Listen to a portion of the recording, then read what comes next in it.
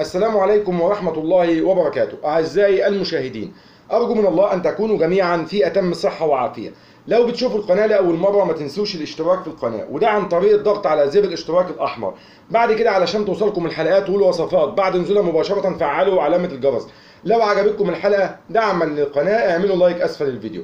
لو حابين تفيدوا غيركم اعملوا شير للحلقة علشان الكل يستفيد. النهارده هقدم لحضراتكم وصفة بسيطة زي ما عودت حضراتكم دايما. الوصفة النهارده لعلاج الشيب المبكر والشعر الأبيض.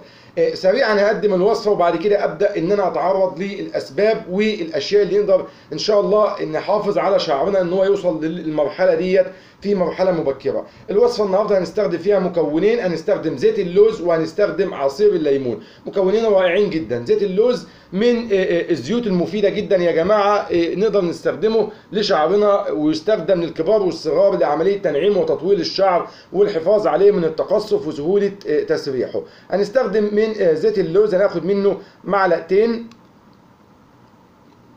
وبعد كده هبدا ان انا اخد 3 معالق من عصير الليمون. بعد كده ابدا ان انا اخلط المكونين مع بعض سريعا كده. هتلاقي ان الوصفه بدات تكون جاهزه لان مكوناتها طبعا بسيطه. بعد ما خلطنا المكونات وجهزنا الوصفه هنبدا ان احنا نحط الخليط دوت على شعرنا ونعمل تدليك للشعر بالكامل من الجذور لحد الاطراف لمده 5 دقائق. بعد كده هنسيب الوصفه على شعرنا لمده نص ساعه، وبعد كده نقدر ان احنا نغسل شعرنا بالطريقه العاديه بالميه والشامبو. نعمل الطريقه دي يا جماعه 3 مرات في الاسبوع. الطريقه دي يا جماعه مدهشه جدا، ولو اتعودنا عليها مش هنشوف الشعر الابيض تاني. اضافه لنعومه الشعر، اضافه لسهوله تصفيفه، اضافه لان الشعر هيطول بشكل مبالغ فيه، لان زيت اللوز من الوصفات المميزه جدا المستخدمه في عمليه اطاله الشعر. تعالوا مع حضراتكم اقول دلوقتي ايه الاسباب اللي بتؤدي لظهور الشعر الابيض.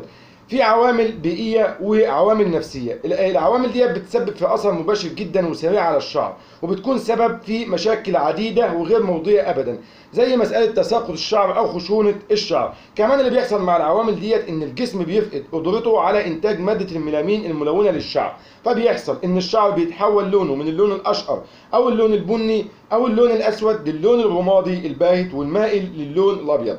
ده طبعا بيدي انطباع للاخرين والناس المحيطين بينا اننا في مرحله كبيره من العمر وبدايه لسن الشيخوخه، وده بغض النظر طبعا عن العمر الحقيقي. كمان في بعض الاسباب المباشره اللي بتكون سبب مهم لظهور الشعر الابيض، منها الاصابه بالانيميا وفقر الدم. ده بيحصل بسبب نقص المعادن والاحماض الامينيه المغذيه للشعر، كمان نقص الحديد والنحاس واحماض اوميجا 3 واللي لازم نهتم بوجودها في اكلاتنا، وكتير هنلاقيها موجوده في الاسماك. الضغوط النفسيه والتوترات العصبيه سبب مهم جدا لظهور الشيب المبكر والشعر الابيض. وفي طبعا امراض زي الورم العصبي الليفي وتصلب الشرايين والغده الدرقيه، كل دي من اسباب ظهور الشيب والشعر الابيض. وطبعا التقدم في العمر بيكون سبب اساسي لظهور الشعر الابيض. وبيكون في طبعا عوامل وراثيه بتكون موجوده في العائله. طبعا لو حد موجود عنده قريب له ظهر الشعر الابيض بدري بيكون اكتر تعرض لظهور الشعر الابيض في مرحله مبكره. دي بعض الاشياء والعوامل اللي بتسبب في ظهور الشيب والشعر الابيض. انصح الجميع بان هو دايما ينوع من اكلاته ويخلي اكلاته دايما فيها الحديد، الاشياء اللي فيها الحديد والنحاس واحماض اوميجا 3، وزي ما قلت هتلاقوها في السمك والفواكه الطازجه، واكل السمسم مفيد جدا يا جماعه.